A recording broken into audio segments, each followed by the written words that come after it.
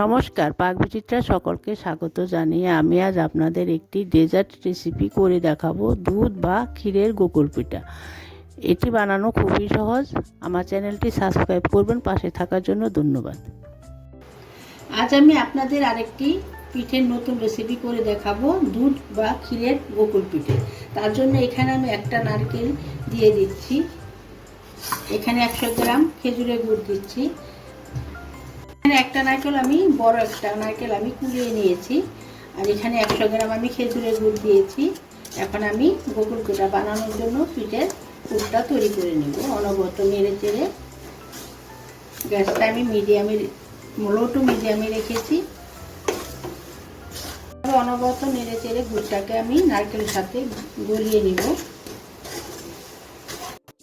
দেখুন আমার গুড়টা নারকেলের সাথে মিশে গেছে, হালকা হালকা জল ছাড়তে শুরু করেছে। এখন আমি নেড়ে চেড়ে জলটাকে শুকিয়ে নেব। দেখুন আমার নারকেলের জলটা শুকিয়ে এসছে। এখন আমি 70 গ্রাম খোয়া ক্ষীর দিয়ে দিচ্ছি, গ্রেট করে নিয়েছি আগে থেকে। আপনারা চাইলে এখানে গুঁড়ো দুধ, খোয়া ক্ষীরের পরিবর্তে গুঁড়ো দুধ দিতে পারেন। এখন খোয়া ক্ষীরটাকে নারকেলের সঙ্গে ভালো করে মিশিয়ে নিচ্ছি, মিশিয়ে একটা পুর তৈরি করে নিচ্ছি।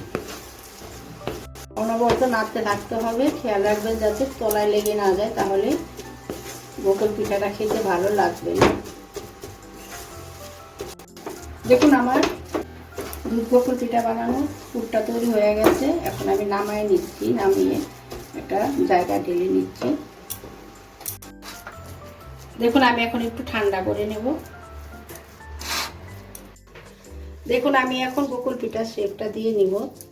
তার জন্য কিছুটা নারকেলের পুর এখান থেকে নিয়ে নিচ্ছি, নিয়ে হাতে আগে এভাবে ম্যাশ করে তারপরে এভাবে দু হাতে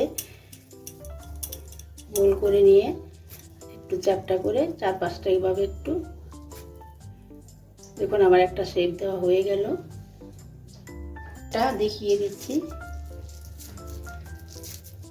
আমি গোল করে নিয়ে হাতে আগে একটু ম্যাশ করে তারপরে গোল করে নিয়ে একটু চ্যাপটা করে দিয়ে দাঁড়গুলো একটু এভাবে।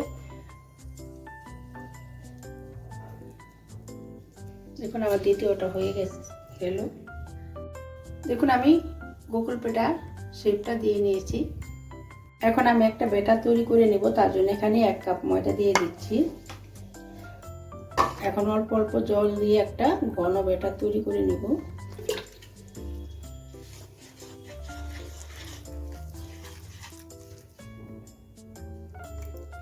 একবারে অনেকটা জল দিতে যাবেন না, অল্প অল্প দিয়ে এইভাবে একটা ব্যাটার তৈরি করে নিতে হবে।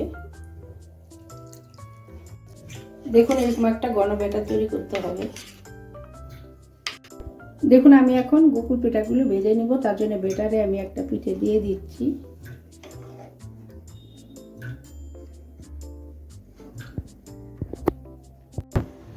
দেখুন প্যানে আমি ভাজার জন্য সাদা তেল গরম করে নিয়েছি। গ্যাসটা আমি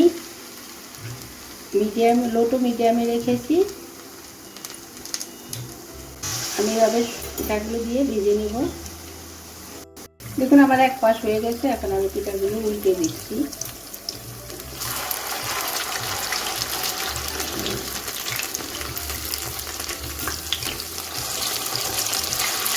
দেখুন আমার পিঠাগুলি ভাজা হয়ে গেছে, আমি হালকা গোল্ডেন করে ভেজে নিয়েছি। এখন তুলে নেব।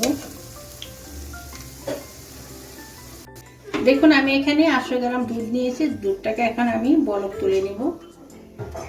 প্যাকেট দুধ নিয়েছি, আপনারা চাইলে গরুর দুধও নিতে পারেন।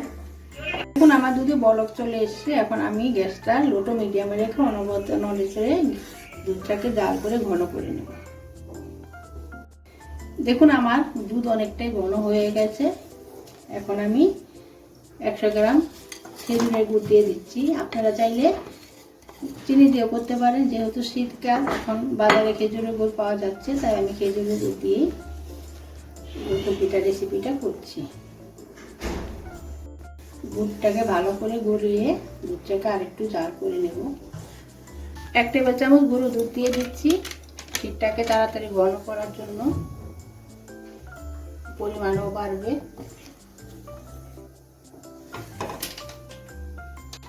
দেখুন আমি কিছু কিশমিশ দিয়ে দিচ্ছি। আমি 2 ঘন্টা কিশমিশটা জলে ভিজিয়ে রেখেছিলাম, এটা সম্পূর্ণ অপশনাল, আপনারা চাইলে দিতেও পারেন নাও পারেন।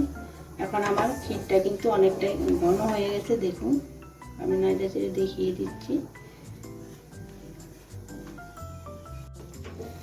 এখন আমি গ্যাসটা লোতে করে দিচ্ছি, আগে থেকে ভেজে রাখা গোকর পিঠাগুলো দিয়ে দিচ্ছি। 1.5 থেকে 2 মিনিট জাল করে নেব। গ্যাসটা আমি লো টু মিডিয়ামে করে দিচ্ছি। দেখুন আমি পিঠাগুলো গ্যাসটা লোতে রেখে 3 মিনিট জাল করে নিয়েছি। আমার দুধ বা ক্ষীর গোকর পিঠা তৈরি হয়ে গেছে।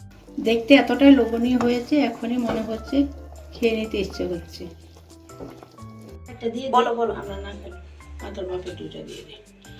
দেখুন আমার দুধ গোকর পিঠা বা ক্ষীর গোকর পিঠা তৈরি হয়ে গেছে। আমি যেভাবে বানালাম এই শীতে আপনারা একবার বানিয়ে খাবেন, দেখবেন খুব ভালো লাগবে।